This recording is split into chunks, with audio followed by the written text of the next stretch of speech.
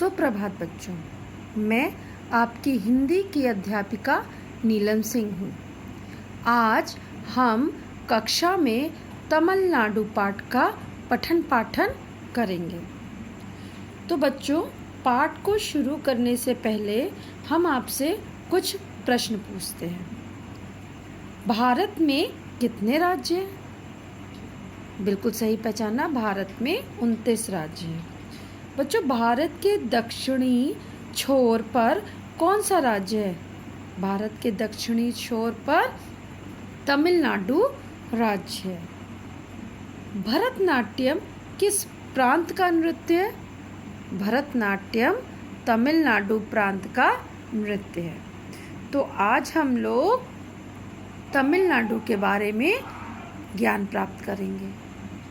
तमिलनाडु शब्द तमिल भाषा के तमिल तथा नाडु से मिलकर बना है, जिसका शाब्दिक अर्थ है तमिल का घर। तमिलनाडु कितने शब्दों से बनकर मिला है? 2 शब्दों से, तमिल तथा नाडु। इसका अर्थ क्या हुआ? तमिल लोगों का घर। ये भारत के दक्षिण में स्थित है। इसके उत्तर में आंध्र प्रदेश और कर्नाटक, पश्चिम में केरल, पूर्व में बंगाल की खाड़ी और दक्षिण में हिंद महासागर है। इसकी राजधानी चेन्नई है। यह एक परम भूमि है जहाँ परंपराओं तथा संस्कृति का मेल है।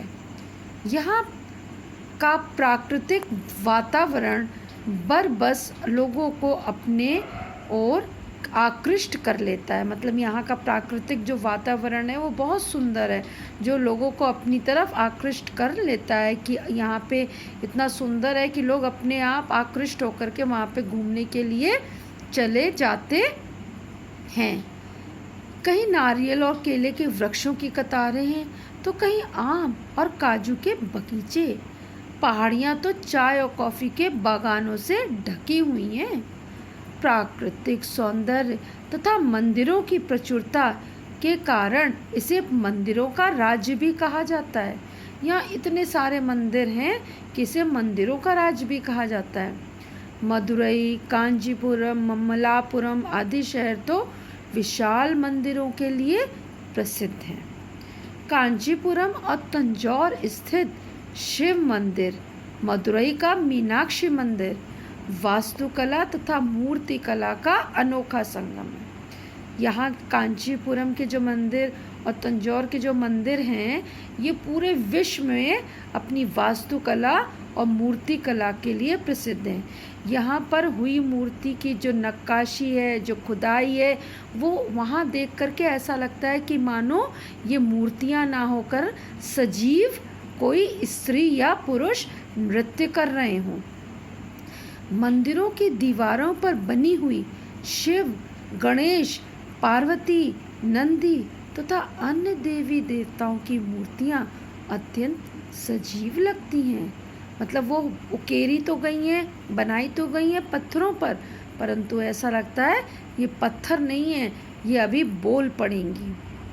केवल कांचीपुरम में 130 से अधिक मंदिर हैं।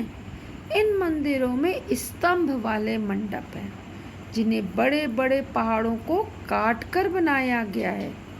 यहाँ के प्रसिद्ध धार्मिक स्थल कन्याकुमारी तथा रामेश्वरम हैं। रामेश्वरम में अरब सागर, हिंद महासागर और बंगाल की खाड़ी के संगम पर कन्याकुमारी मंदिर है। मतलब यहाँ जो कन्याकुमारी मंदिर है वो बहुत प्रसिद्ध है। और वहाँ पर और क्या चीज़ प्रसिद्ध है? रामेश्वरम का तीर्थ भी प्रसिद्ध है। रामेश्वरम में एक तरफ तो अरब सागर दिखता है, सामने से हिंद महासागर दिखता है और एक साइड में बंगाल की खाड़ी दिखती है। तो अगर आप कन्याकुमारी जा कर के देखेंगे तो ऐसा लगेगा कि तीनों तरफ से सारी चीज़ें आपस में मिल रही हैं। इसी कारण यहाँ की रेत भी अलग अलग रंगों की है। एक तरफ पीली दिखती है, तो एक तरफ हल्की सी लाल रंग ली हुई है, तो एक तरफ काली रंग की मिट्टी दिखती है। आप कभी जाइएगा तो वहाँ पे इस चीज़ को आराम से पहचान लेंगे।